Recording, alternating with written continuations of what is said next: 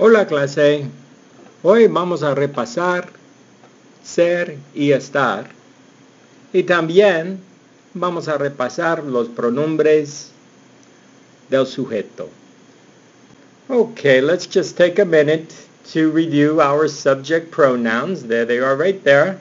Okay, subject pronouns, as you already know, I'm sure you know this, but they replace the name or title of a person or thing, and they act as the subject of a verb. Spanish and English have subject pronouns, and they're divided into three groups, first, second, and third person. But you need to remember that there's a first person singular, a second person singular, and a third person singular, and there's a first person plural, a second person plural, and a third person plural. So here they are. In Spanish, yo, tú, él, ella, and notice what they do here. This usted should really go here. It really is considered third person. It does mean you, and so that's the reason why they brought it up to the second person. It is usted formal. But the verb forms for usted will be third person. You already know that.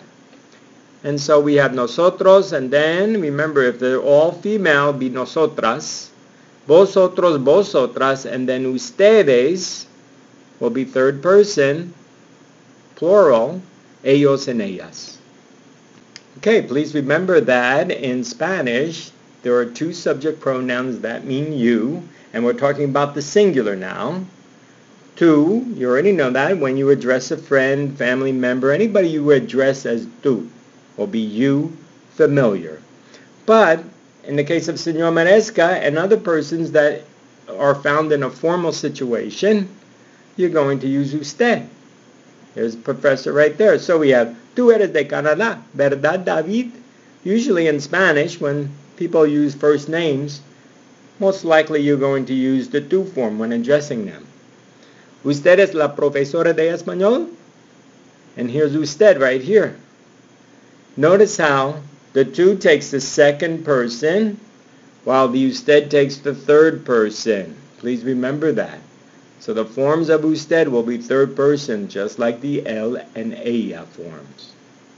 Now, just one more thing before we get into ser and estar. The subject pronoun it, not generally expressed in Spanish. So if you want to say it's a problem, it's just simply es un problema. Or if you want to say it's a computer, es una computadora. So it is generally not expressed in Spanish if it's a subject pronoun. Okay, so now we have the present tense of ser. Let's remember that ser, and come on now, there we go. Sometimes the pen doesn't work very well, but here's ser, irregular verb. That means you should know the forms. You should memorize those forms, and you should know ser really well by now. But if not, here are the forms right here. So here's ser in the present tense. It's soy, eres, es, somos, soy, son. So we have singular and plural.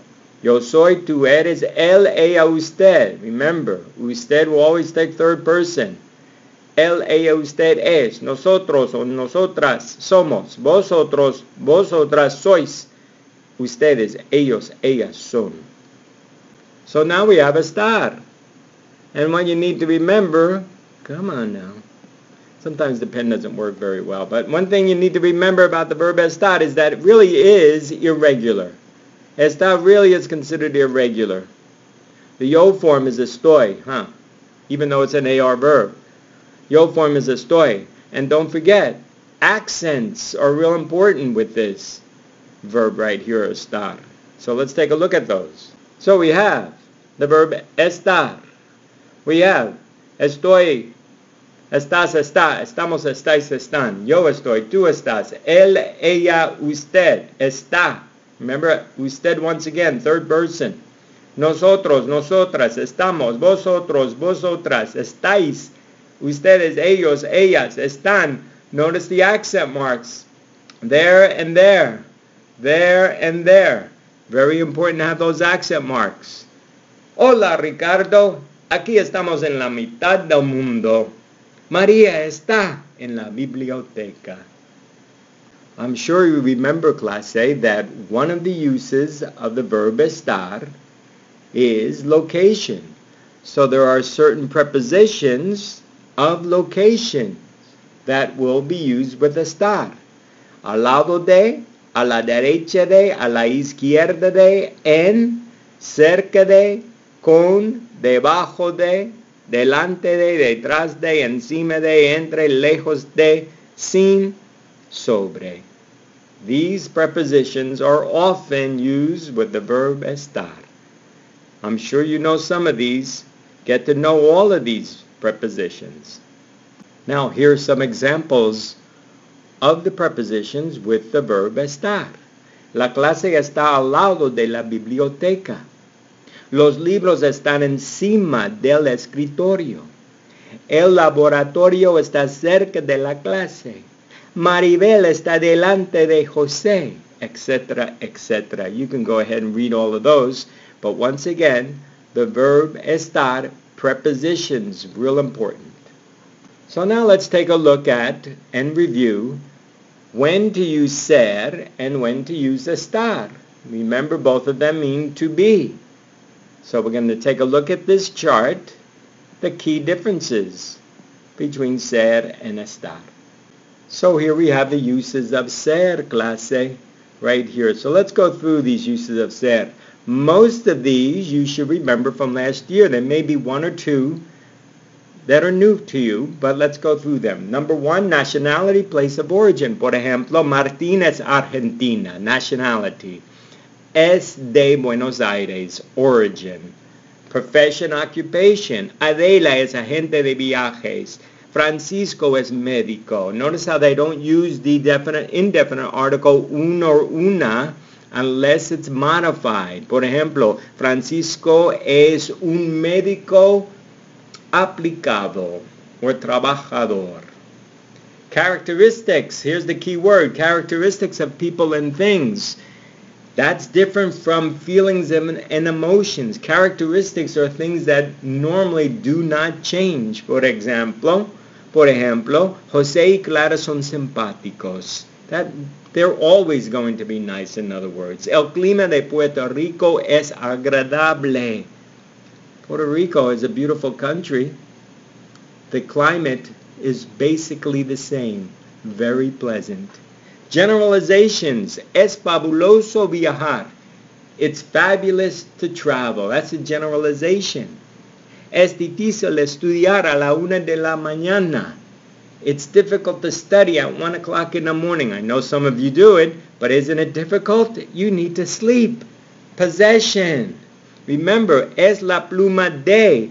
Remember, class, there's no such thing as an apostrophe S. You use de to replace it. Es la pluma de Maite. Son las llaves de Don Francisco. What something is made of. This may be a new one for you. La bicicleta es de metal. Los pasajes son de papel. Time and date, you know this. Hoy es martes, son las 2. Hoy es el 1 de julio. Where and when an event takes place. This might be a little bit different. El partido es en el Estadio Santa Fe. That means the game takes place. And then, la conferencia es a las 7. That's the time. It's at 7 o'clock. So here's de again, clase. Remember, de has a lot of different meanings in Spanish. From would be origin. Of would be possession. Es la pluma de Maite. It's the pen of Maite. But we like to say it's Maite's pen. But we don't, there's no apostrophe S in Spanish. You use the de for that. La bicicleta es de metal. This is the material something's made of. And now, class A, we have the uses of estar. Right here, the uses of estar. Come on, pen. Good. Location. Very important. Spatial relationships. El aeropuerto está lejos de la ciudad. Tu habitación está en el tercer piso. Tercer means third. Piso means floor. You're locating your room. Health. Remember, our health changes Sometimes we feel really good. Most of the time we do. Sometimes you don't feel good. ¿Cómo estás? Right? ¿Cómo estás is different from ¿cómo eres? We'll talk about that in class. Estoy bien, gracias.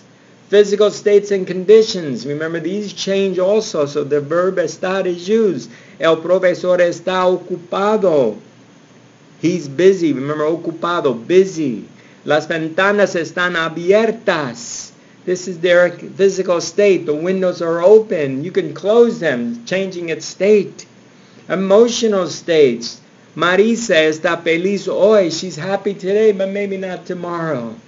Estoy muy enojado. Usually when we get angry, we're only angry for a little bit, and then we get over it, which is good. And then certain weather expressions. Remember, weather expressions use the verb hacer, like hace buen día, or hace sol. Sometimes they use the verb estar. Está lloviendo, it's raining. Está nublado, it's cloudy. But please remember, clase, never use the verb ser for weather expressions. Never, ever. Put that down in your notes. Never use the verb ser for weather expressions. And then we're going to review the present progressive ongoing actions. Estamos estudiando para un examen. Ana está leyendo una novela. Los usos de estar. Okay, clase, hang in there. We're almost done now. Ser y estar with adjectives. Many descriptive adjectives have a different meaning depending on whether you use ser or estar. For example, Juan es delgado. That's his characteristic. However, Juan está más delgado hoy. Say, for instance, he's been sick, and so he looks skinnier. So he looks skinny or thinner today. Delgado. Ana es nerviosa. That's her characteristic. She's always nervous. Hoy, Ana está nervioso por el examen. She's nervous about an exam or because of the exam. That's her condition. So we have other adjectives that change meaning whether you're using ser or estar. For example, listo. The boy is smart. El chico es listo. El chico está listo. He's ready. So when I say listas, I'm talking about ready. La profesora es mala. Bad teacher, in other words. La profesora está mala. Sick. Jaime es aburrido. He's boring. That's his characteristic, a boring person. Está aburrido. He's bored. That's what you'll probably get in my class, bored. Las peras son verdes. That's their characteristics. Pears are green. Están verdes mean they're not ripe. They're not ready to eat yet. El gato es muy vivo. That's the characteristic, a lively cat. Está vivo means he's alive. And then finally we have el puente es seguro. The bridge is safe. Está seguro, or él no está seguro. He's not sure. So this is the differences between ser and estar. Hopefully you'll take your notes. Si hay preguntas en clase, nos vemos. Gracias.